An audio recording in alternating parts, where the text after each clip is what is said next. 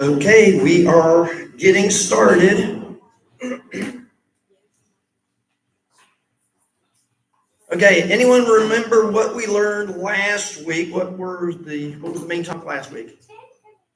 10 Commandments. Okay, so we have finished the 10 Commandments. Okay, and once again, as I've looked at the book of Exodus over the past few months, I've decided not to explore the chapters of the law. Okay, once again, it's not that it's not important, but I think that's more something that you can really just sit at home and you can go over and you can look at the laws and see what they say. Because in teaching it, you might just glaze over and go to sleep. And I already have some people that go to sleep during my Bible study anyway. So I don't want anybody else to feel like they need to do that. So we're going to go ahead and skip over that part. Now, there is one section that I do want to go over, and I sort of explained that to you last week a little bit. Exodus chapter 21, in the beginning 11 verses, it actually speaks about slaves, okay? And as I have said in the past, people will use really this whole section on slavery, or as you look over in Deuteronomy, the section on slavery, and then if you go in the New Testament, it talks about slavery, and they use this as a reason to say that the Bible is not true, or the Bible is not, if this is a God that, supports slavery and a God that does this and a God that does that, then I don't want to be a part of this God. And I'm just going to not follow after what the Bible says, okay? The Bible is an archaic book, and it does things with archaic themes and archaic ideas. But what I'm going to try to show you this evening, at least in these first 11 chapters, or in these 11 verses, is that the Bible does not promote slavery, okay, in any way, shape, or form. It does not promote slavery. So we're going to look at these first 11 verses, and I'm going to break down exactly what it is talking about and why slavery is something that God includes in the law, okay?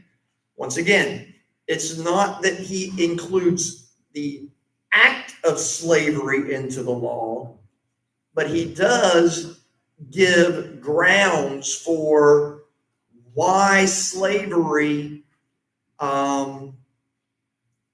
at least the people who are slaves, need protected. Okay, so let's go ahead and dig into this, and I'll explain it a little bit more in depth later. These are the regulations you must present to Israel.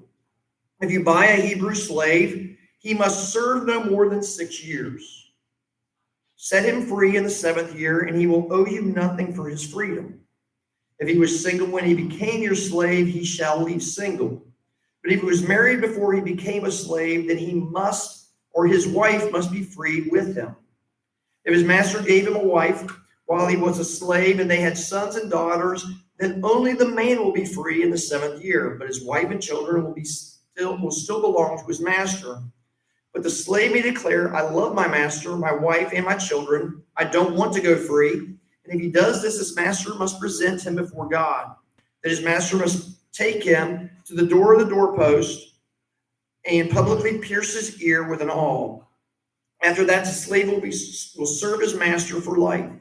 When a man sells his daughter as a slave, she will not be freed at the end of the 6 years as the men are. If she does not satisfy her owner, he must allow her to be bought back again. But he is not allowed to sell her to foreigners, since she is the one who broke the contract, or he is the one who broke the contract with her. But if the slave owner arranges for her to marry his son, he may no longer treat her as a slave, but as a daughter. If a man who has married a slave wife takes another wife for himself, he must not neglect the rights of the first wife to food, clothing, or sexual intimacy. If he fails at any of these 3 obligations, she may leave as a free woman without making any payment. Okay. So there's a lot to unpack here. The first thing that I see here is there are many who will once again disavow the Bible because they say that this very law is something that they cannot stand by. And the first thing we need to say is that any decision of slavery in the New Testament or slavery under the Mosaic covenant, none of it has to do with any sort of slavery that is a certain ethnicity of people or people who were sort of sold as property. Okay? None of the slavery is that type of slavery. Okay? So when you're looking at biblical slavery, we need to understand the reason for biblical slavery. And there is a lot of reasoning behind it that has nothing to do with one person owning another person. These slaves were not owned by their master. Okay? Now, whenever it says they purchased them, we need to understand the reason why they purchased them. And if you're purchasing someone in this day and age, it was because they had a debt they could not pay. Okay? And as such, if you're not able to pay your debt, what do we do today if you don't pay your debt? We go to debt collections or something like that, right? We go before the court, and the court issues a certain amount of money that you have to pay, or a certain amount of time frame that you have to pay, or you can refinance the loan, or you can file a Chapter 11 or a Chapter 7 bankruptcy or something like that. Well, back then you didn't have any of this. So if I owed, Ann Emsley something that I've done for her, okay, and I couldn't pay for it, okay, she gave me a service, I can't pay her back. Well, instead of taking me to court, what would happen is she had the right to purchase my work. Okay? So I would become sort of a indentured slave to her until I paid off that debt. Now, in God's law, he limits that. He says, okay, it used to be you could have them for 20 years, 30 years, whatever. God says, no, you have them for 6 years. And if at the time of 6 years is up, if you haven't recouped your money, you're just out. Because after the 6 years, the slave's free. Now, there's also other differences of this that we need to understand. No one can use scripture or others to justify historic slave trades that occurred over centuries in other parts of the world. Also, extreme kindness was commanded to all the slaves. The slave owner, so to speak, was to treat the slave kindly. Okay? Now, remember, Israelites were slaves, right? We remember Israelites just came from Egypt. And somewhere around 400 years of slavery. So as we're sitting there and we're looking at this, God is saying, okay, I want you to remember how you were slaves. Don't treat these people the same way. Don't treat these people the way the Egyptians treated you. Now, in other words, they were to treat slaves and servants in a way they wanted to be treated. How would you want to be treated? I want you to treat these people who are indentured to you until they pay their debt just like you would your family. Treat them well. Feed them. Give them shelter. Take care of them. Okay? Now, slavery was common in the Middle East as far back as ancient Egypt. And if God had simply ignored it, slaves would be treated poorly. Okay? This system was going on. It was something that was constantly happening. It was something that whenever somebody owed somebody a debt, they gave of themselves to that person until the debt was paid. It was already going on. So this is something that God is saying, okay, I'm going to regulate this. I'm going to make this thing a good thing. So since they didn't have any rights and rules of protection, it showed that God cares for those who were those indentured slaves. Now, This is misconstrued for an endorsement of slavery, but it is not. God does not endorse slavery. Nowhere in the Bible does God endorse slavery. For a matter of fact, God lists slave traders as the worst of sinners. Okay, let's look at that. 1 Timothy 1:10. 1 Timothy 1:10 says this: the law is for people who are sexually immoral, who practice homosexuality, or are slave traders. See that?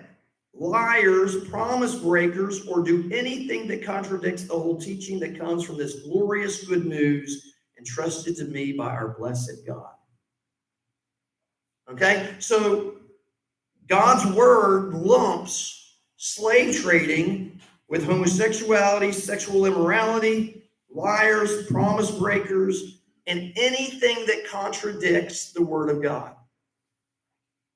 So that makes God's word say it's vile. Anyone who's trading in slaves is not a good thing. So this was also not a new teaching.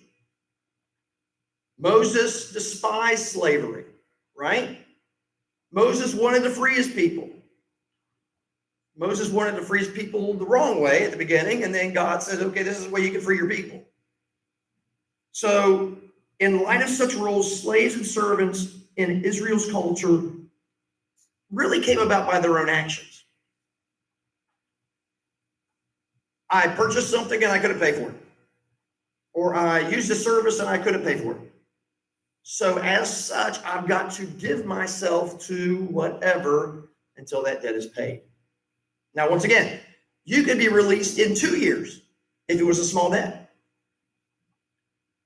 But you couldn't stay longer than 6 years according to this law. Okay? So God's law was not to glorify slavery. It was to make an allowance for slaves so that they didn't lose their whole lives to a debt that might have been a minimal amount of debt. Okay? So this type of bankruptcy sort of law was a bankruptcy law. This is sort of what this looked like. It was a way to remedy this. And with this, a government doesn't step in, but a person who has lost themselves to debt steps in and sells themselves for labor. Yeah. Kind of interesting that Chapter 11 bankruptcy, it's like another 7 years before you can start switching credit back. I don't think they still apply. And I don't know, but yeah, you're right. It's 7 years before you can get your thing back, your life back, and your credit score starting back after that. So once again, as you're looking at this, a government doesn't step in, the person steps in. And the person says, okay, I owe a debt I can't pay. So I'm going to pay it through my service. Now, slaves under Mosaic law were different from partially treated slaves in other societies. These are more like bond servants, okay? And a bond servant who did this made a wage while they were doing this. They were paid. They were covered. They were covering their debt. They had a home to stay in. They sort of had on-the-job training because if they were working for whatever, it's probably a new thing that they hadn't been working for before, so they're learning a new trade. And it only lasted for 6 years. Now, I'm indebted to my home mortgage for 30 years. Am I not a slave to that debt? Right? If you want to keep the house, you're a slave to that debt. And I have a new car. I'm a slave to that debt. And that's really what this boils down to. And this is really what this is talking about. It's a way to pay off your debt that you couldn't pay any other way.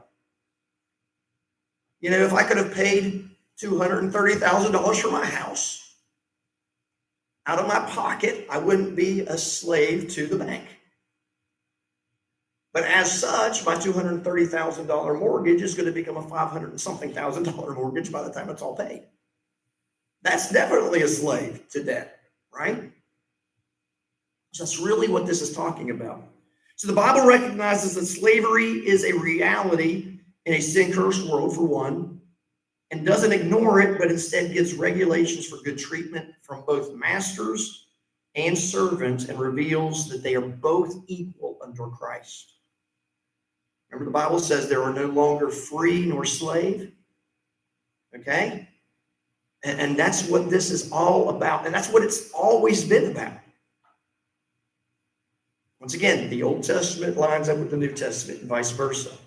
Everything that you see in the Old Testament is a precursor to what God wants us to see about the new covenant.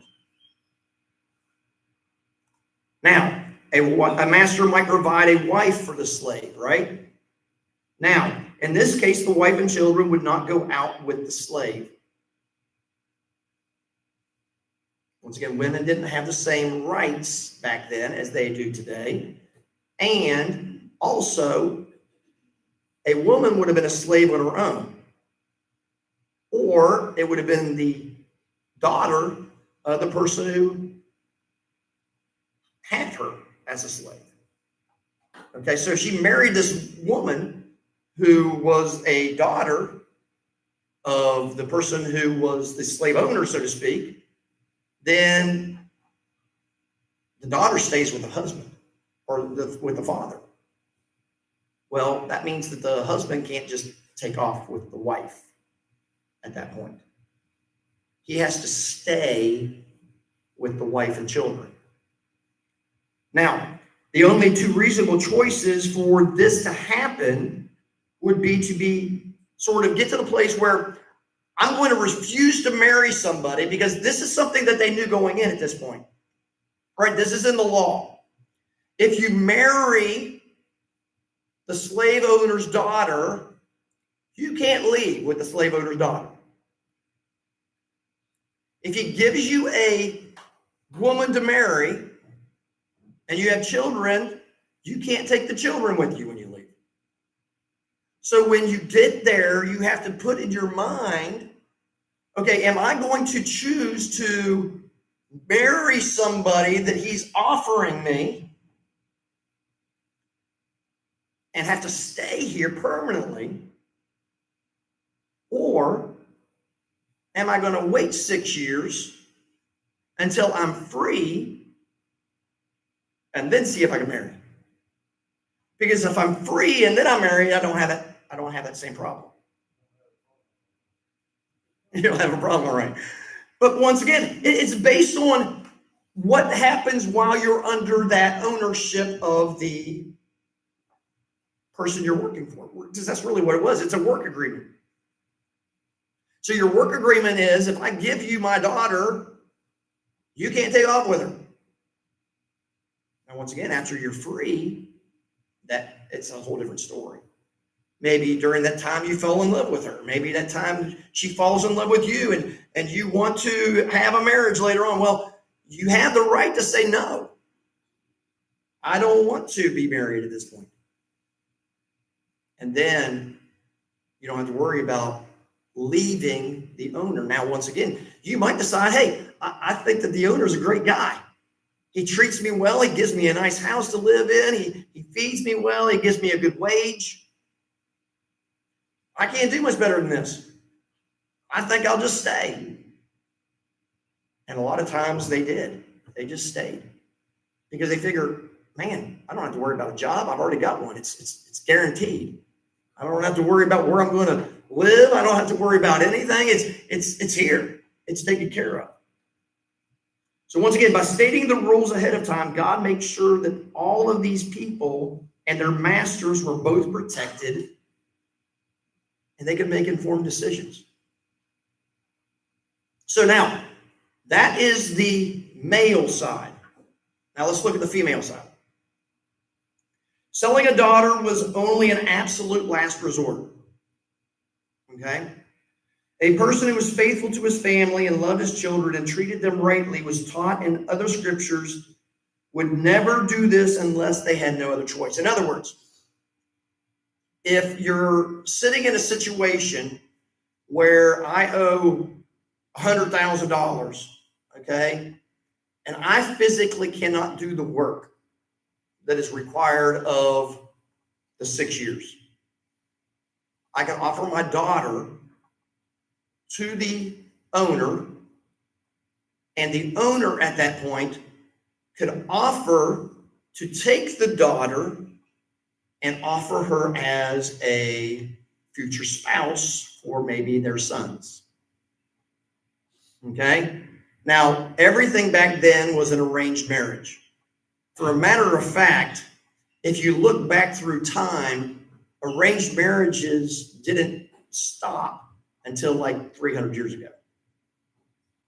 Arranged marriages have always been, okay? It wasn't until recently in time that arranged marriages stopped being.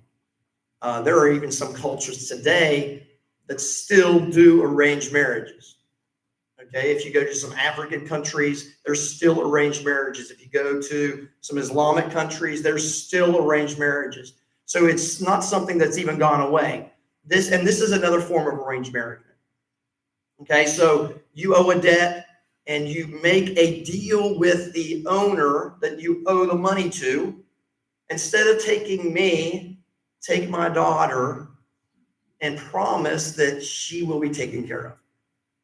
Now, if you get to the place where you're that desperate and they take the father, what does that leave the daughter?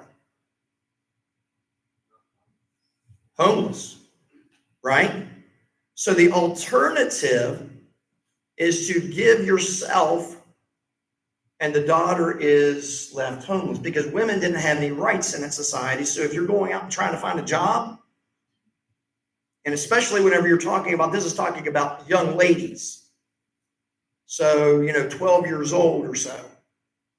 It's better for her to be in a place where she's safe and taken care of, and that's what God is trying to make sure of, than to have the father abandon the daughter and the daughter be left alone.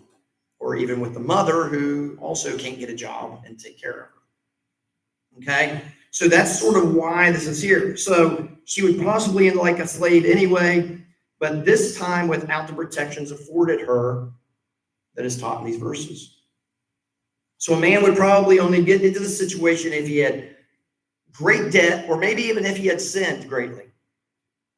Maybe gross laziness, gambling, borrowing money without having the means, or anything else.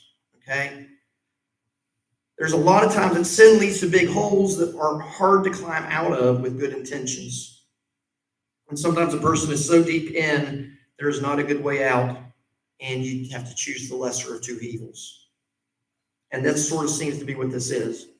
Now, the term for daughter here, once again, relates to somebody who's more like a 12-year-old with the intentions of her becoming the wife of either the master or his sons.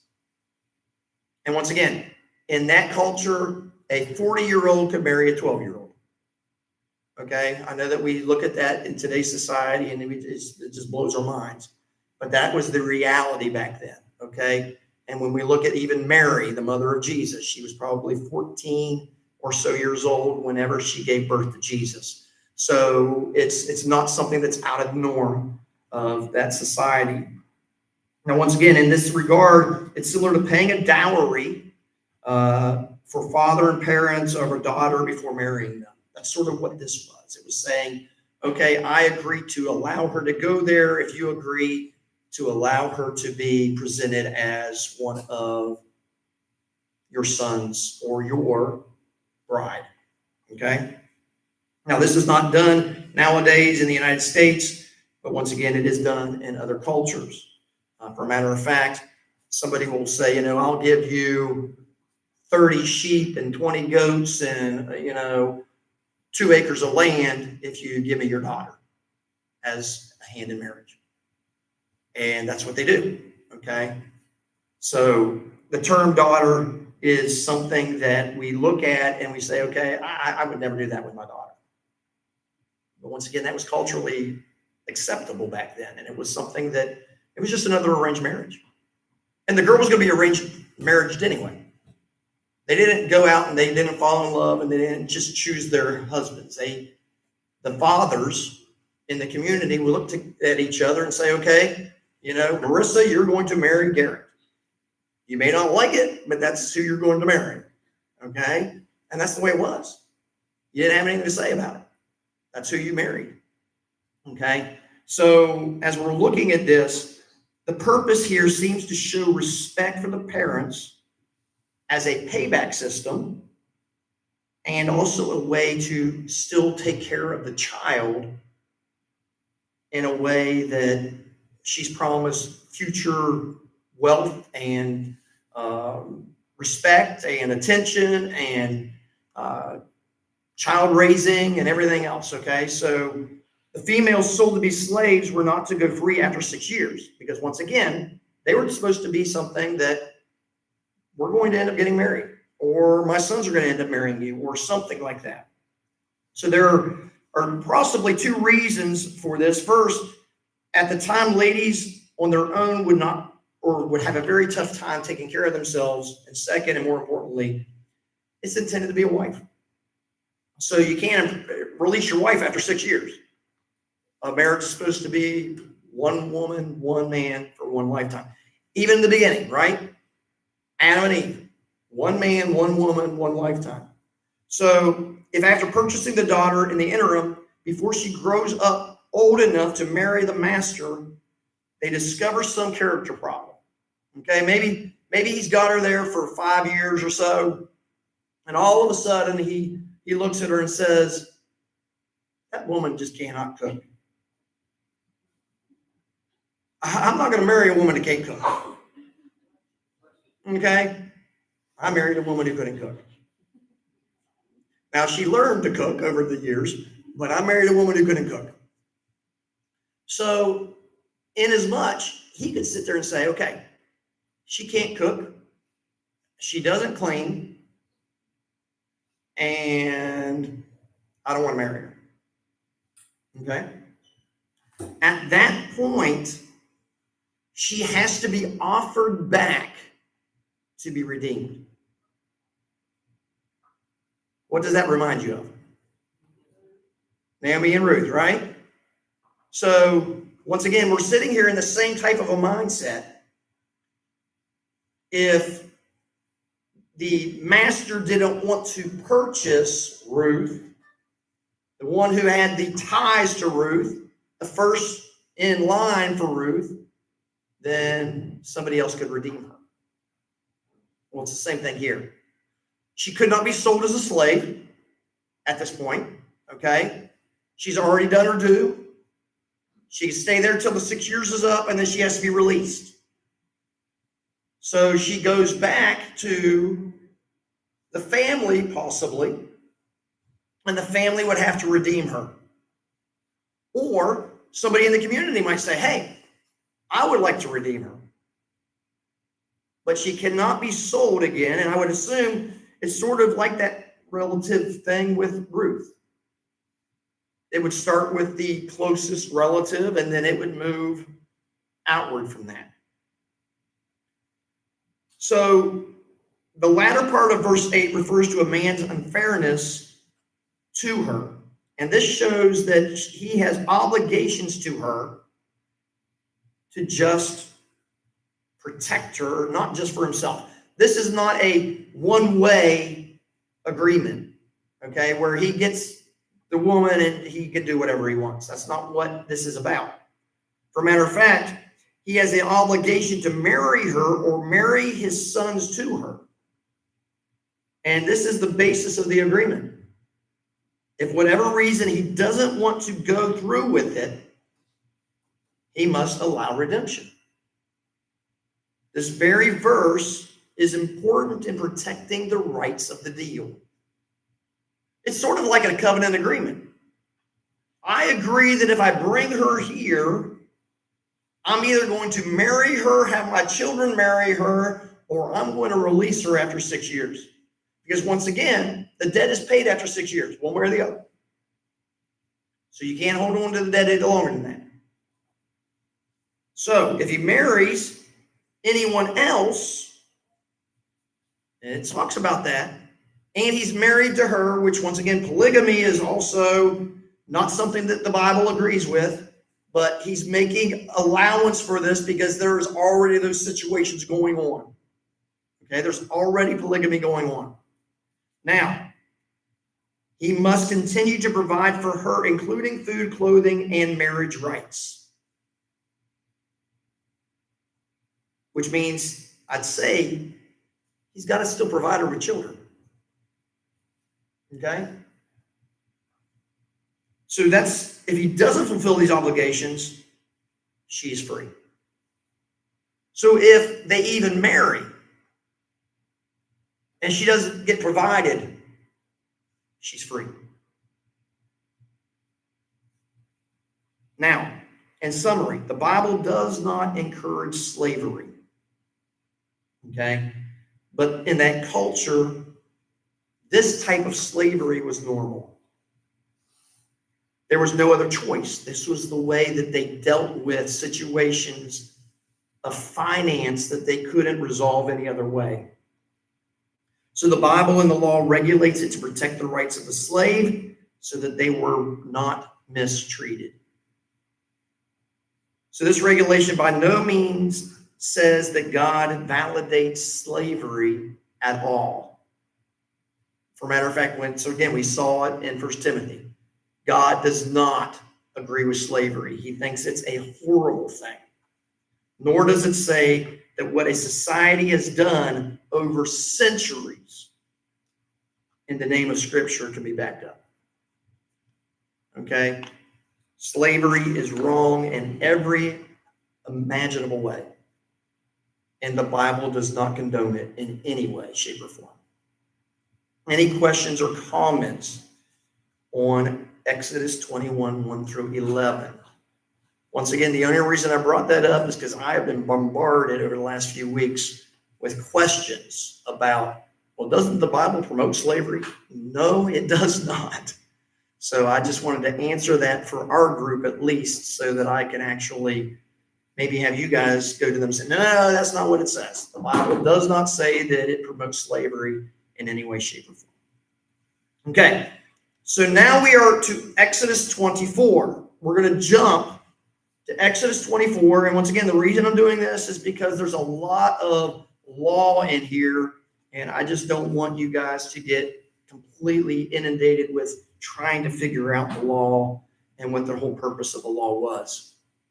So we're going to go to Exodus 24, and we're going to read 1 through 11, and I'll talk about that. And then next week, we'll probably continue Exodus 24. And then from 24, we're going to jump to 32. Okay, because from 24 to 32 is a lot of the tabernacle, the priestly role, and all of that stuff. So we're not going to get into that either, because once again, that's more law. That's more, what the tabernacle is supposed to look like. But we are going to talk about Israel accepting the Lord's covenant. Because as we get here and we get to this part of Scripture, God is getting ready to present a covenant to the people. And he's saying, okay, if you do these things, this is what's going to happen. If you don't do these things, this is what's going to happen. Okay, this is God's covenant with the Israelites. And he has to have the whole nation of Israel sign off on this. And as we get into this, you're going to see that the whole nation of Israel does sign off on it. They agree 100% with everything that God brings forward. But then we get to chapter 32, and we see something completely different. And for a matter of fact, it's only 40 days later when Moses comes down off the mountain, after they've made this covenant, that Moses sees something that is horrible. Okay? So let's go ahead and go 1 through 11 and see what he has to say about this. So then the Lord instructed Moses, come up here to me and bring along Aaron, Nadab, Abihu, and 70 of Israel's elders. All of you must worship from a distance. Only Moses is allowed to come near to the Lord. The others must not come near, and none of the other people are allowed to climb up the mountain with him.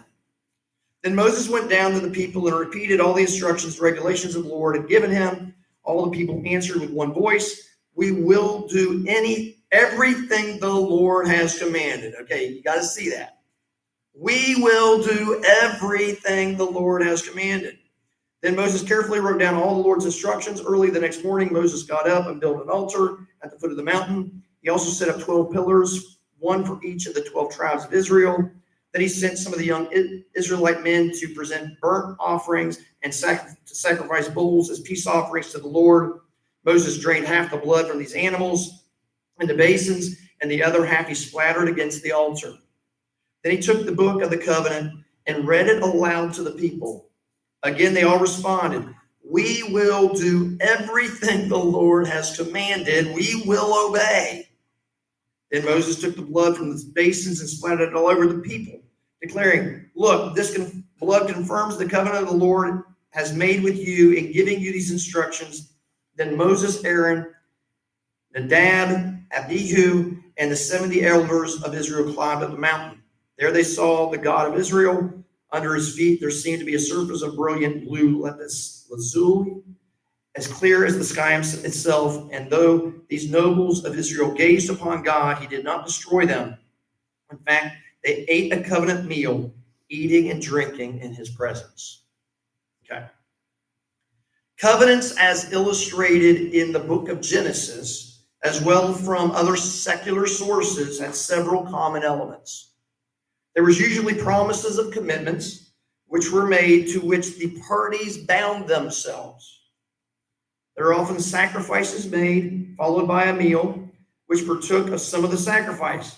There was also a memorial, some kind of physical token of oath, which served to remind the parties of their commitments. Now, if we go back to earlier, as we were back in Genesis, we saw this take place, right? We saw this type of a agreement take place.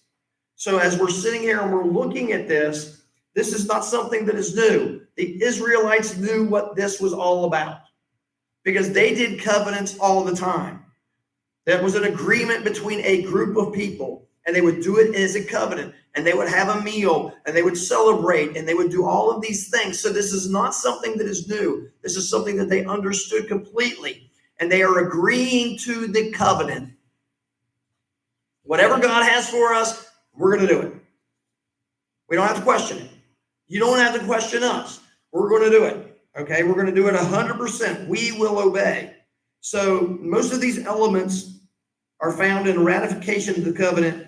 It is a solemn making of a covenant, and it is a serious step to do this. This isn't something that they just haphazardly do. This is something that was serious, and they understood it to be something serious. So most of these elements are found in the ratification of the covenant of Mount Sinai between God and Israel. And in its simplest form, this chapter of Exodus falls into two divisions. And we just read the first division, and this is sort of a Israel accepts the Lord's covenant as a divine call and ratification of the covenant. They are agreeing with the covenant at this point, okay? And then the second part of this is the next one that we're going to read, and we're going to start that next week. And it is a divine call and recording of the covenant. Okay, God records this covenant, so to speak. And that's in verses 12 and 18. Now, the first and second divisions of this chapter are similar in that they both begin with the call of God. They both begin with the words, "Come up." Okay? And this first call includes Moses, Aaron, Nadab.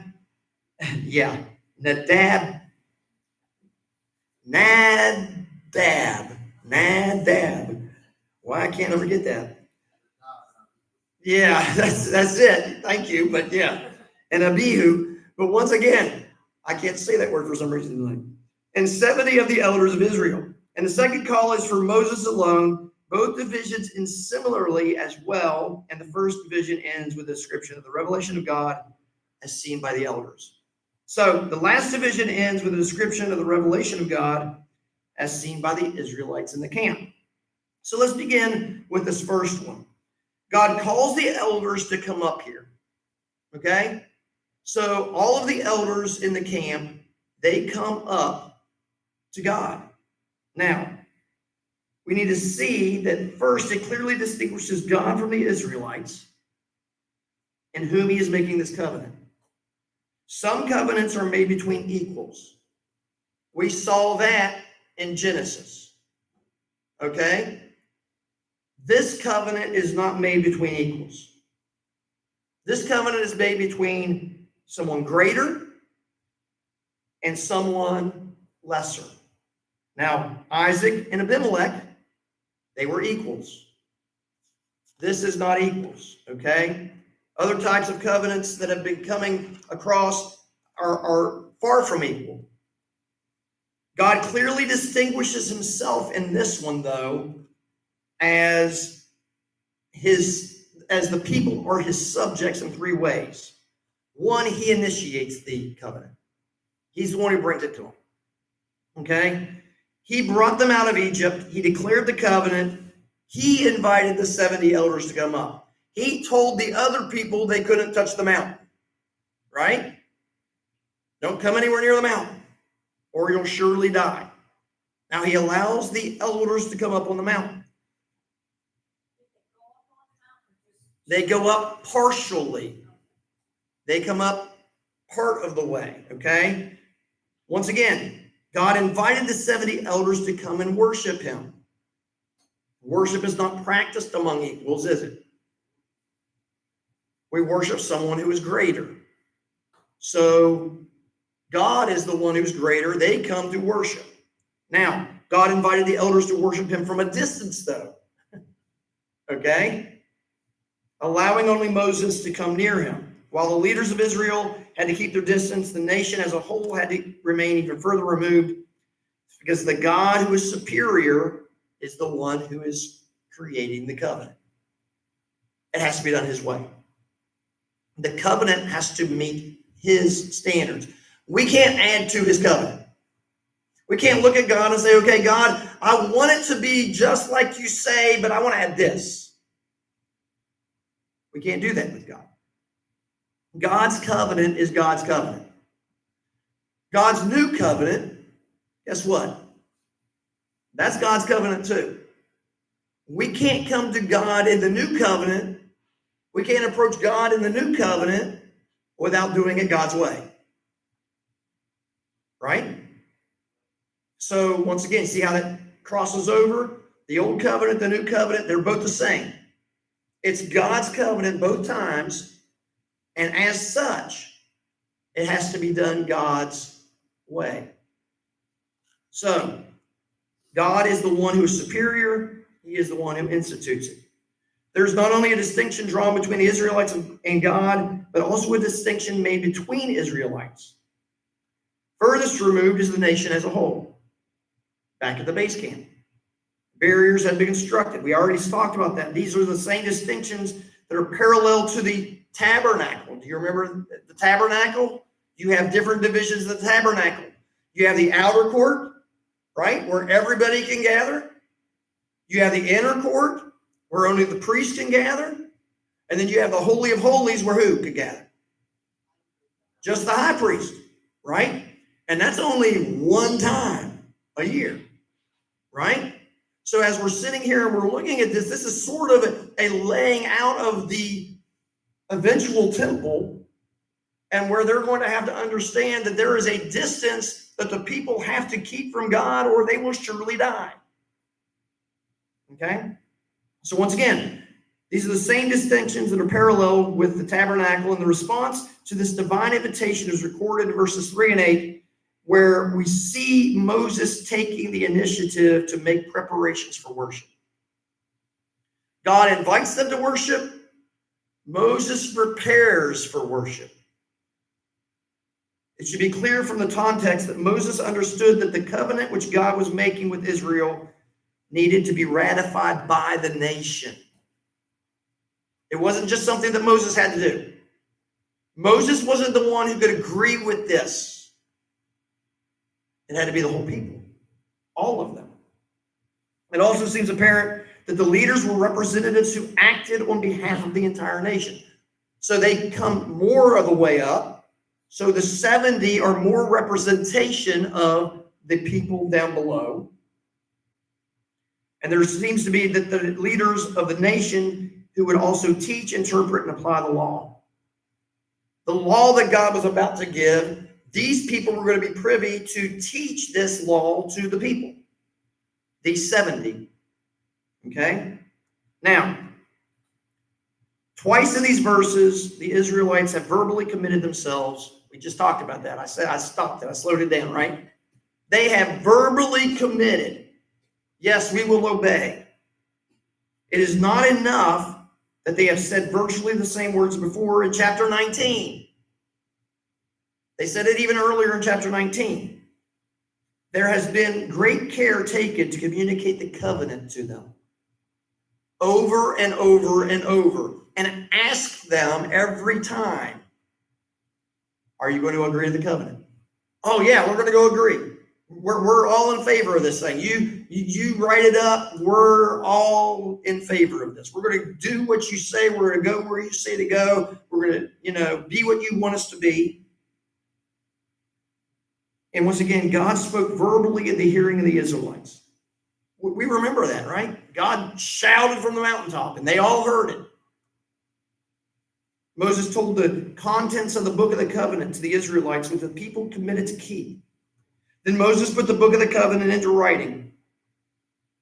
And finally, God himself will write the covenant in stone and have it placed at the ark of the covenant so that the Israelites will never forget it.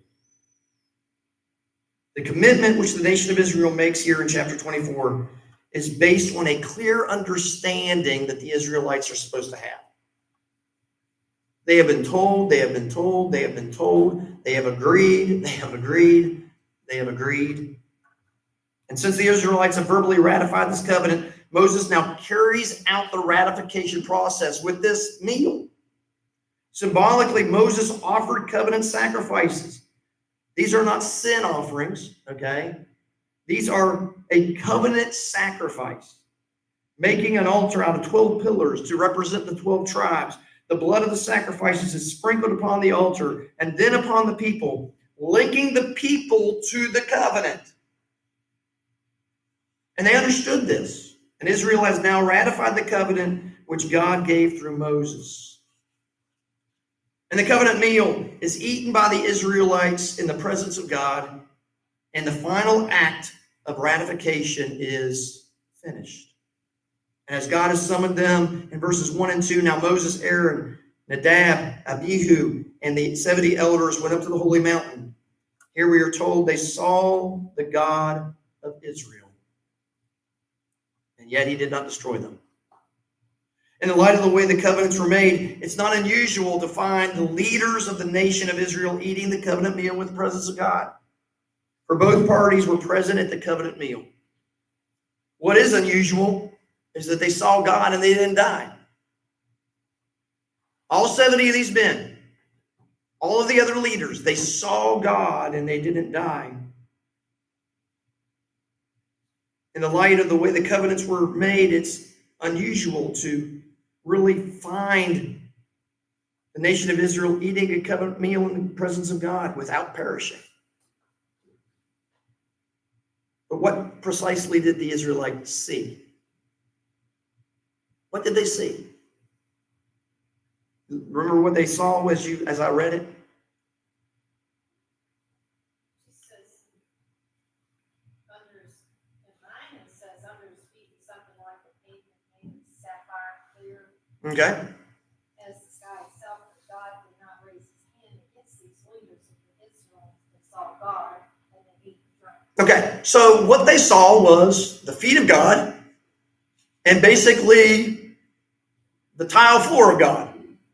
Right? That's pretty much what it says that they saw. Now, all that is described to our dismay is the feet of God and a clear blue surface.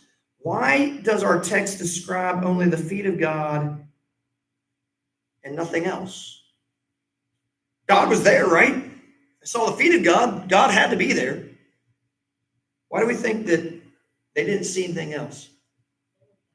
Well, if they looked upon the face of God, they'd die, right? They were still sinners. Because he already told Moses that, right? Actually, he tells him later on. I'm getting ahead of myself. He tells him later on, you can't look at me and live, okay? You will surely die if you look upon the face of God. Do what? They're unworthy, absolutely. Anyone who's unworthy can't look at the face of God. Moses, who was the most worthy of the whole bunch, he couldn't look upon the face of God. Right? He had to hide him in a cleft of a rock, right? So that he could look upon God.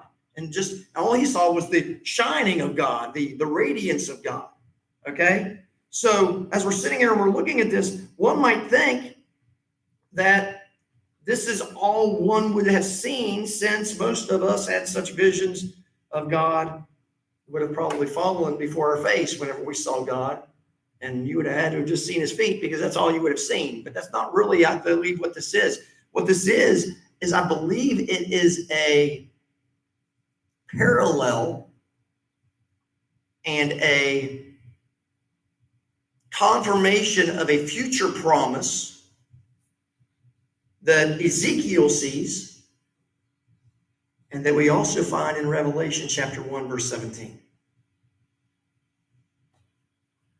Okay?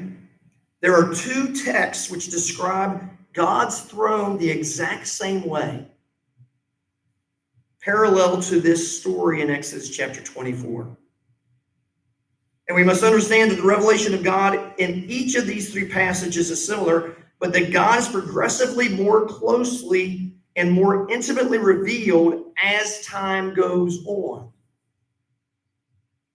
What they see is the same. How much they see is different.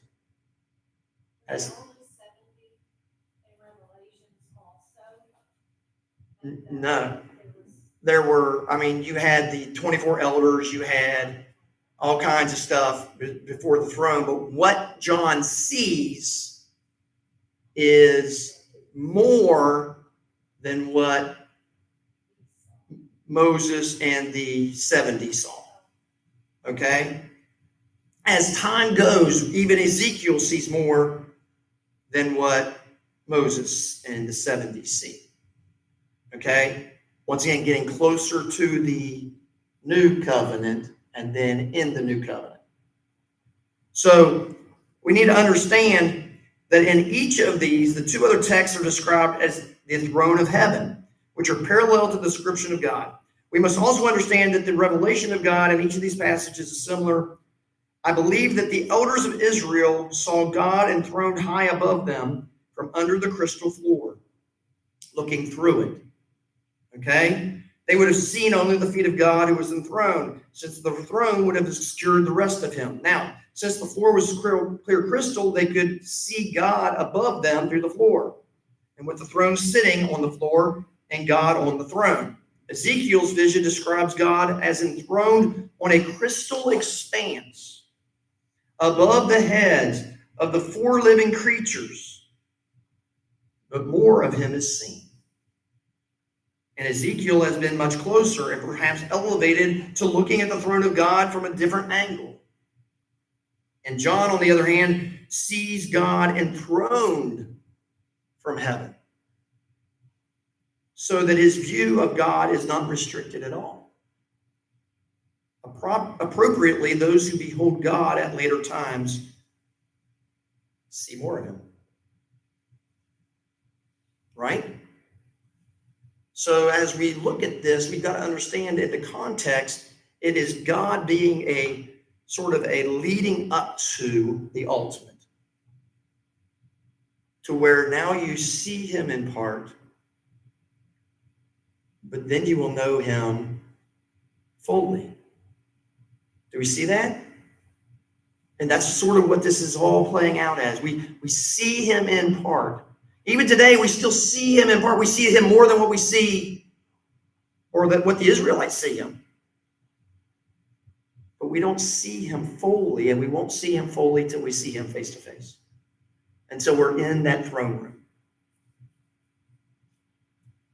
So the distance view of God may explain why we do not read of any fear on the part of these 70 elders.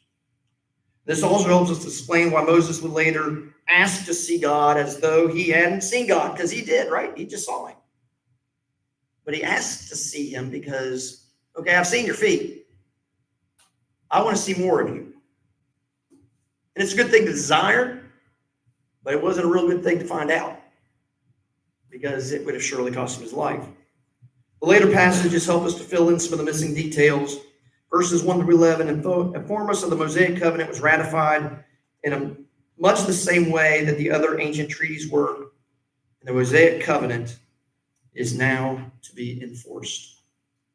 Okay, so as we get to this place, the Mosaic covenant is now what the Israelites are to live off of and how they're to live their standard of their life going forward. From this point on, they said, we agree to it all. We're ready to just do anything that you ask us to do. We're going to obey. Okay? So next week, we begin with verse 12 through 18. And then after 12 through 18, we will get into chapter 32. Okay? And the difference between just Exodus 24 and chapter 32 is 40 days. Okay? There's a lot of things that can happen in 40 days. And if you stop and think about it, Moses comes off the mountain in 40 days. So they turned their backs on God before the 40 days. Think about that. I just promised to serve God with all of my heart. I promise to do anything he tells me to do. And I have a feeling within days, people started saying, why don't we make ourselves an idol? Why don't we just, Moses is gone. Let's just make it a bowl. All kinds of conversations going on. So we're going to talk about that a little bit whenever we get into chapter 32. What were the mindset of the Israelites and why were they so demanding of their own God? So the Israelites didn't make that idol while he was up there getting the Ten Commandments. Not while he was making the Ten Commandments, no. Because he's down there with them right now, and then he just went back up again. Okay, but remember when he came down, he got mad at him, and he had to go back up, give him more Ten Commandments. So this is another time Moses. Once again, he was just the Ten Commandments haven't been crushed yet. Yeah, he breaks them in chapter 32. I think you're confused because I mentioned this stuff in I talk about it early. I can't help but talk about things early. So I think that's what you're But thinking he's about. not holding back up about this time. Well, Get the Ten Commandments. no, he actually stays on the mountain and he's actually up there getting the drawings for everything that's going on. And he comes down the mountain because he's got all of the stuff. He says, okay, I'm making all of these stone tablets. And he's actually, during this time, he's going to be making these stone tablets. For a matter of fact, in verse 12 through 18, it actually begins with, come up to me on the mountain, stay here, and I will give you the tablets of stone on which I have inscribed the instructions, commands to teach the people. So just because we've already talked about the Ten Commandments, He did not have them in He talked stone. about them. Correct. We just talked about them. He has not crushed them yet. He crushes them in 32. And like I said, we'll dig into why this is all what happens and why Aaron is a bad boy. Okay? Because Aaron should have known better. Aaron should have done better. And if you sit here and you look at this, every time that you have seen God say, Moses, come up here, I want you to understand that there was one other person always with Moses. Anybody? Bonus points for who can tell me who else is always with Moses whenever he says, Moses, come up here by yourself. There's always one other person with him. Do you know who it was? Joshua. Joshua was always with Moses. Why? Because he was going to be the next leader. He was the leader in training. Okay? So in chapter 24, verse 12 through 18, they actually tell you that Joshua is with him. Okay? They don't mention Joshua. They don't mention him whenever they mention Aaron. They don't mention him whenever they mention all the other people, because it's just when Moses moves, Joshua goes with him.